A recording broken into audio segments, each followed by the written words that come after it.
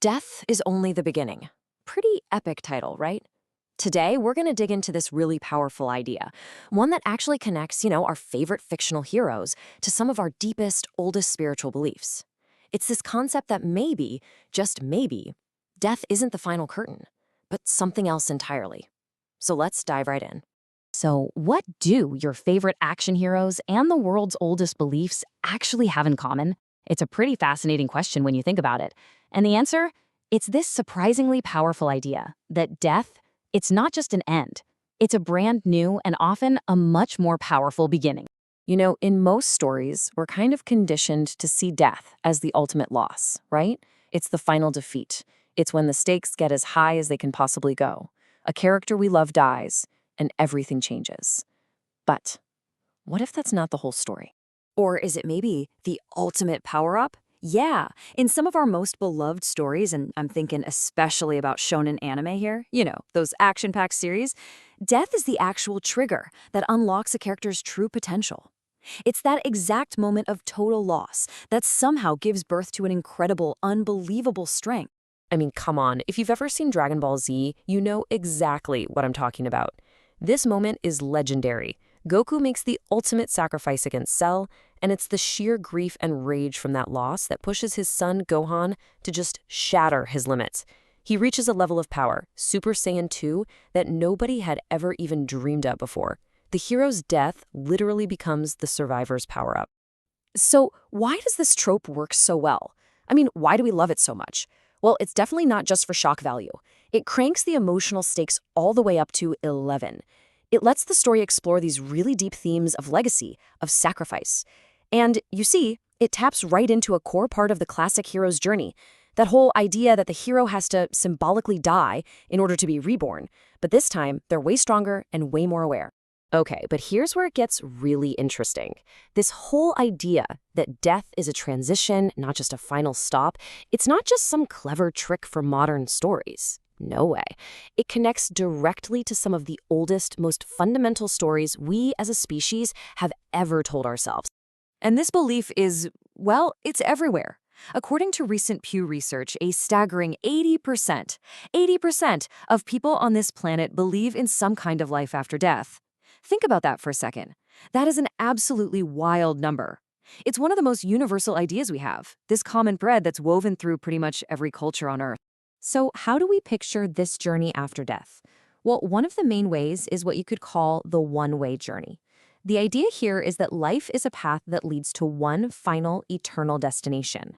This concept is absolutely central to the Abrahamic faiths, so think Judaism, Christianity, and Islam. In Islamic tradition, for instance, the afterlife is this really detailed journey, and it all culminates in a final reward for those who lived a good life, a place called Jannah, or paradise, which is described as a place of just unimaginable peace and beauty. And the path is really clear, really structured. It goes like this. After death, your soul's deeds are literally weighed. Then there's the Day of Judgment, where everyone is held accountable for their actions. And finally, based on how you lived, your soul goes to its eternal home. It's a very linear progression with a very definitive end. In a similar way, in Jewish tradition, you've got the concept of olam haba, which means the world to come.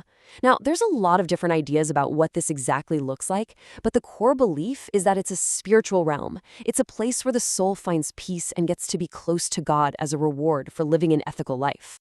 But that one-way journey, that's not the only map of the afterlife that humanity has drawn.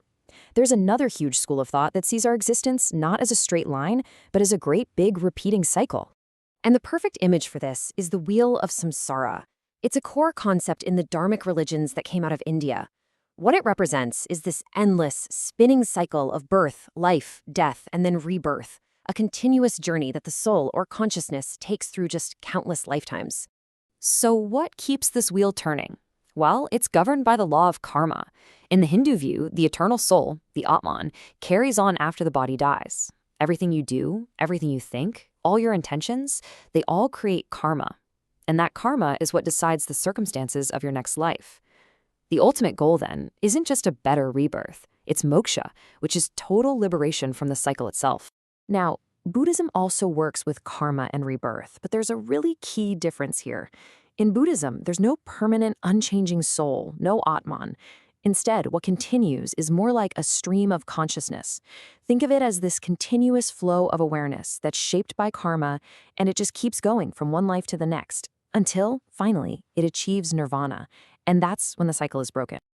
All right, let's look at a third major way of thinking about this. It's a perspective where the afterlife isn't some far-off place at all. In fact, it's deeply, deeply woven into the world of the living. In so many indigenous cultures, from Native American traditions to various African spiritual beliefs, the spirit world isn't someplace out there. It's right here. It's like a parallel dimension that exists alongside ours. The ancestors, they haven't really left. They've just transitioned. They're in another state of being. So in this worldview, ancestors aren't just memories in a photo album. Nope. They are active, participating members of the community. They can offer guidance, they can give wisdom, they provide protection. It's a living, breathing relationship. The living have a duty to honor the ancestors, and in return, the ancestors watch over the community. It's a beautiful idea that often mirrors the cycles of nature itself.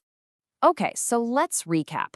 We've got these three incredible frameworks: the one-way journey to a final destination, the great cosmic cycle of rebirth, and this idea of a continued presence of spirits among us. So, what happens when we lay them all out side by side?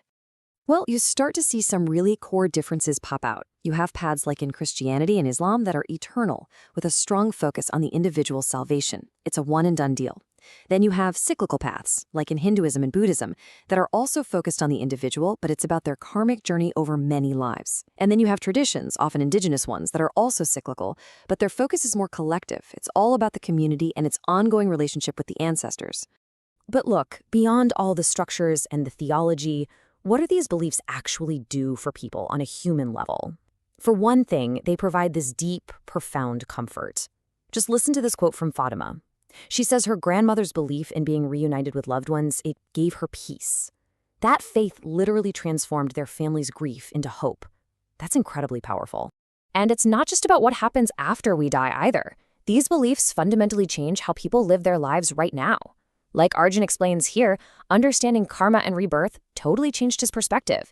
He says every action matters, and that inspires him to treat all beings with compassion, because he knows every single action has consequences that can ripple across lifetimes. So, when you boil it all down, it doesn't really matter if the path is a straight line or a circle, or if the focus is on you or your community. All of these incredible beliefs, they all seem to spring from the same very deep, very human places. A need for justice, a need for meaning, and this profound hope that consciousness, in some way, shape, or form, continues on. So, in the end, we come full circle, from the superpower transformations of our favorite anime heroes to the sacred stories passed down by our ancestors. This idea that death is only the beginning, it serves a vital purpose. These are our maps of the great beyond, humanity's attempts to chart the unknown. And maybe, just maybe, the most important question they ask us isn't about the final destination at all, but what they tell us about how we should live our journey right here and right now.